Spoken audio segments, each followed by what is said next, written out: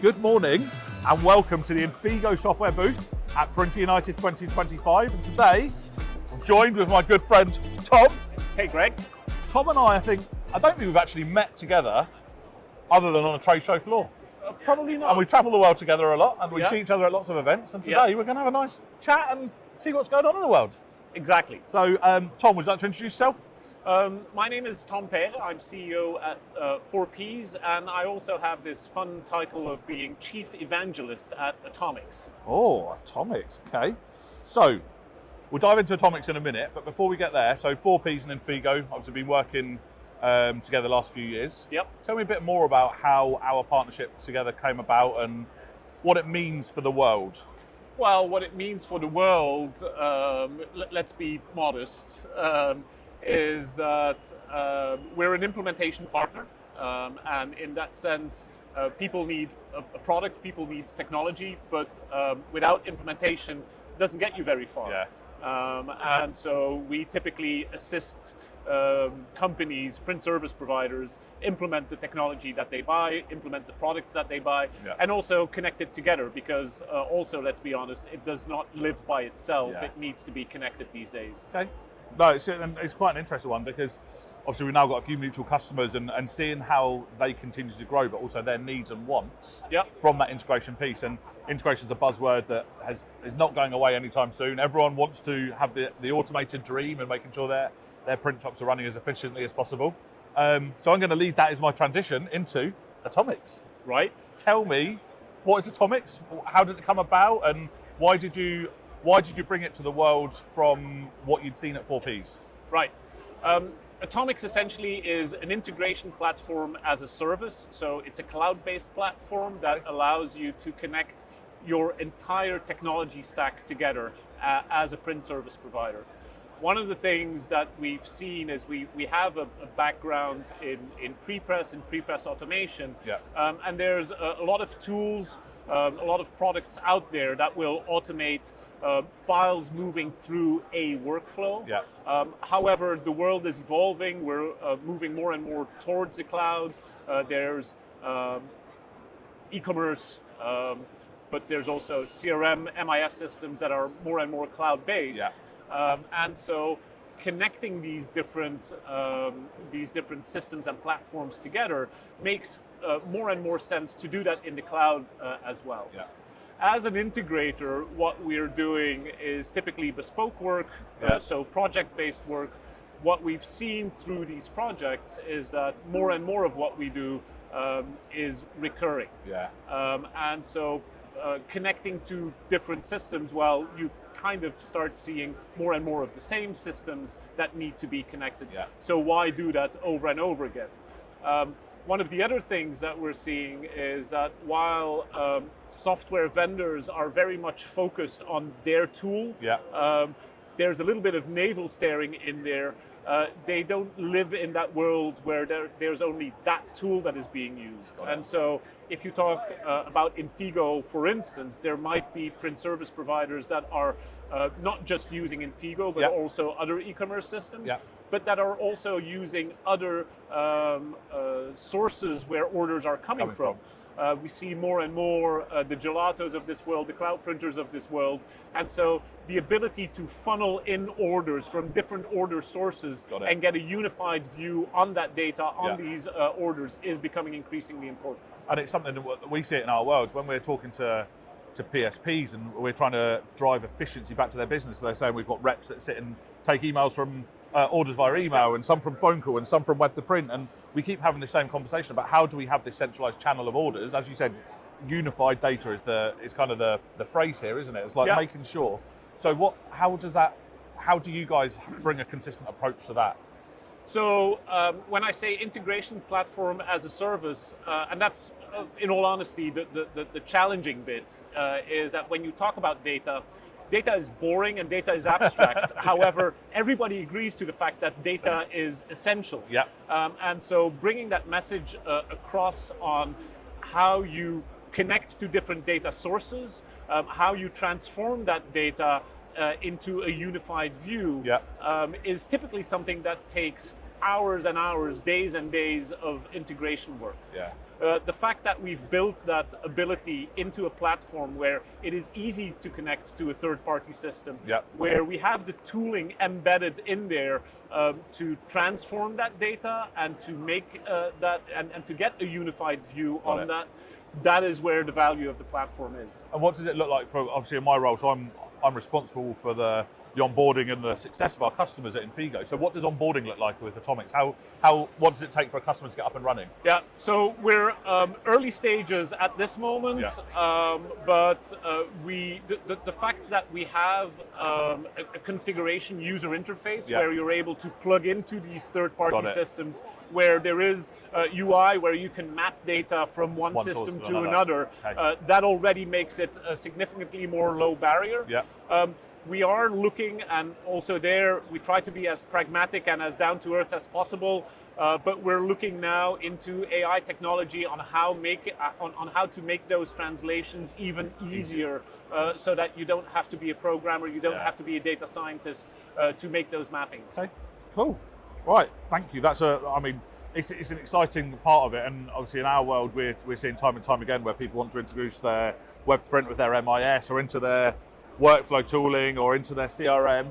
It's not going away, is it, anytime soon? And platforms like Atomyx is going to be the real driver to make sure there is that unified data, but also the speed to market for if you're bringing a new technology stack into your business, how do I then bring that connectivity in as well, right? Yeah, and I think that's one of the biggest challenges that we're seeing is that if you talk about onboarding, it is for many of the platforms like yours, but we've talked about some of the others as well. Onboarding print service providers typically is a challenge, but for print service providers to onboard new customers and to connect to their systems is becoming increasingly a challenge as well, because typically they have to connect to APIs from ordering systems and things like that. So it's certainly not going away. Good. Cool. Thank you very much.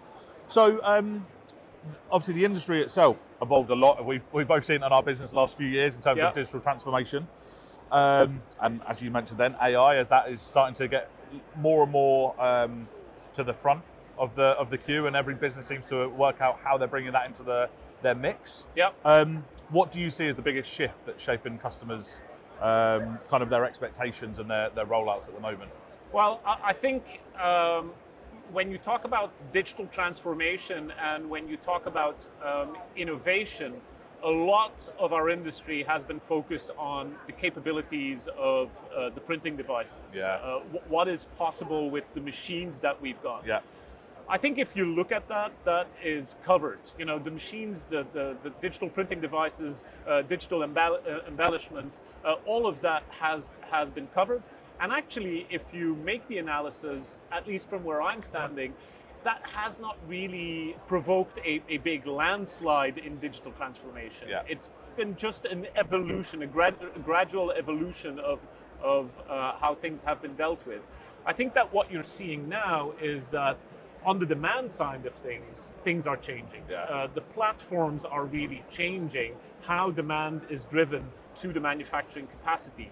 And I think that business owners, print service providers, business owners need to focus on that, is how are they capable of capturing the demand? That is where the true shift is happening at this moment. It's such a big challenge. It's one that we have in our business where obviously multi-million-dollar investments into the actual print engine, the print device, and then the software is then a secondary piece to it. And it's how we all together as a collective group reiterate the importance of having these connected systems, that we can drive the volume, we can make the volume to your device more efficient, more automated, more profitable, and that's ultimately what they want, is the profitability piece, right? Yeah, it's the profitability piece, but it's also dealing with SLAs, dealing with how you return information back to the online ordering sources, back to the customer. The buying habits of customers have changed, and their expectations on when they get information on where their order is have changed. And you see that the technology stack at many of the print service providers simply does not allow that, because it is so disconnected, it is so disparate at this moment still. If you give one piece of advice to a PSP that's looking to future-proof their business in the next 3 to 5 years, what would that be? Big question. Well, what's your crystal ball saying?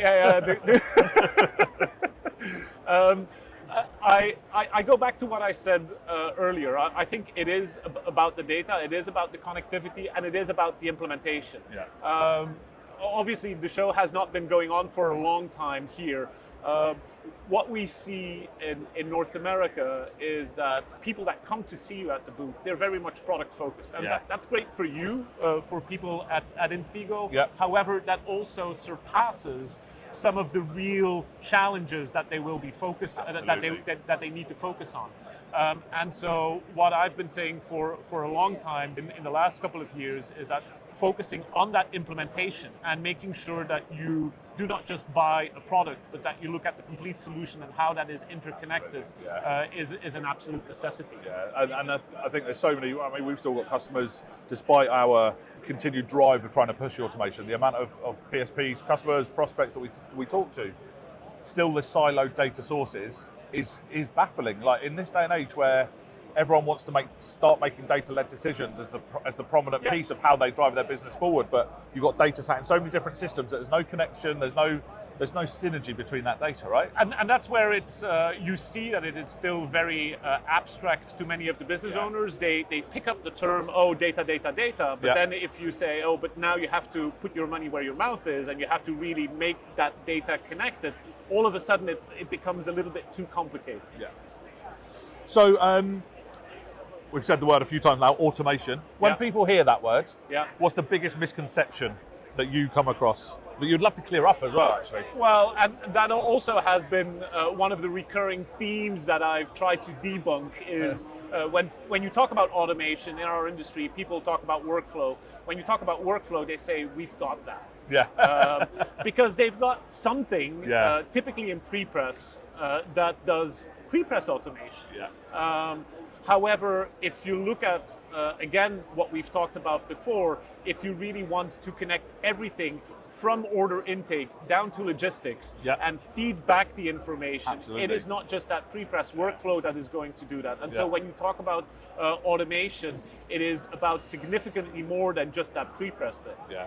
So I was with a customer a couple of years back, and they said within their business they were trying to educate new people on web to print. They've been an Infigo customer for many years, and they said the common misconception within these people is web to print is purely just the storefront. It's the order inception. And they're saying, break down those three words, web to print.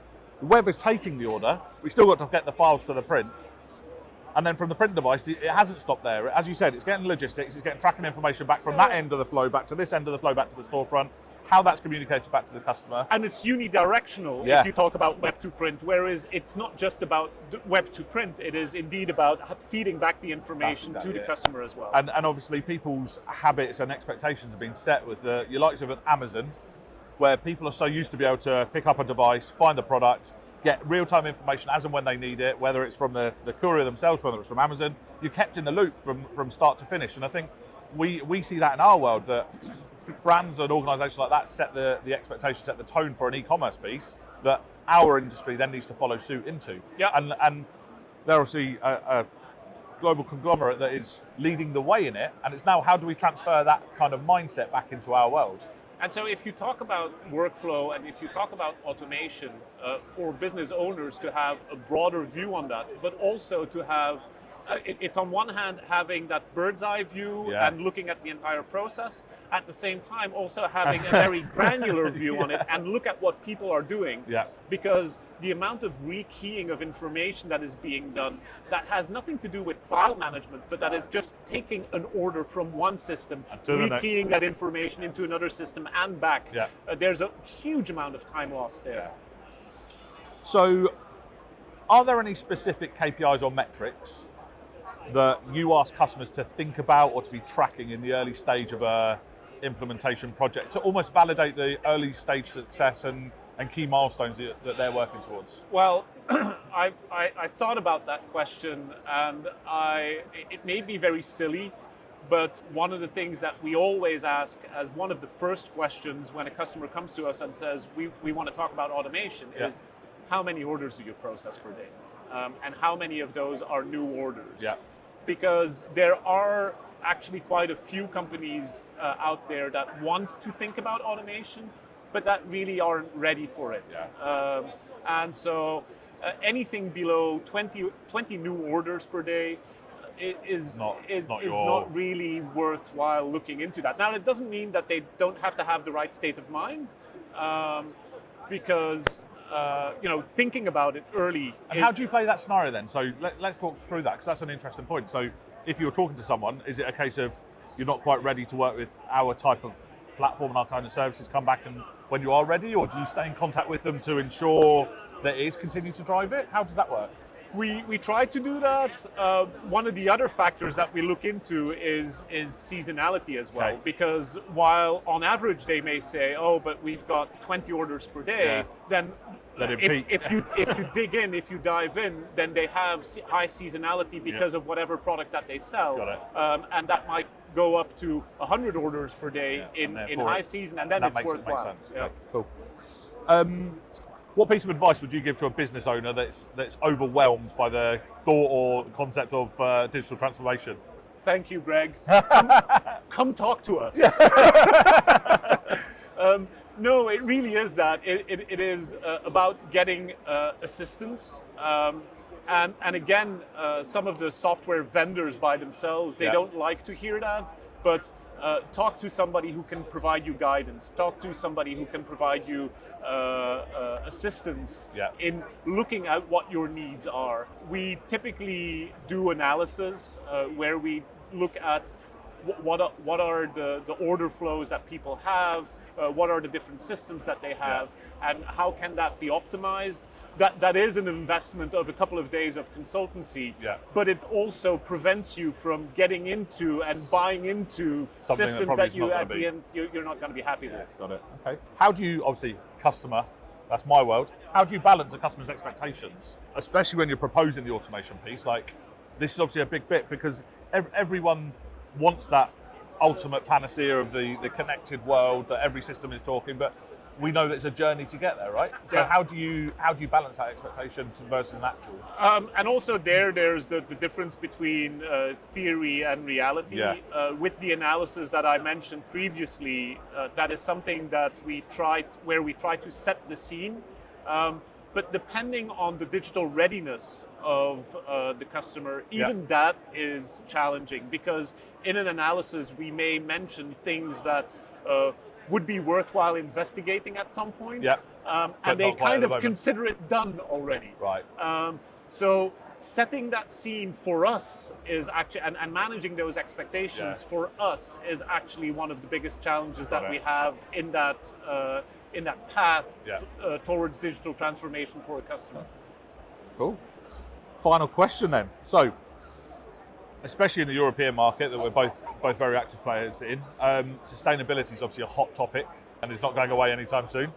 How are you seeing automation support kind of greener initiatives and people's desires there?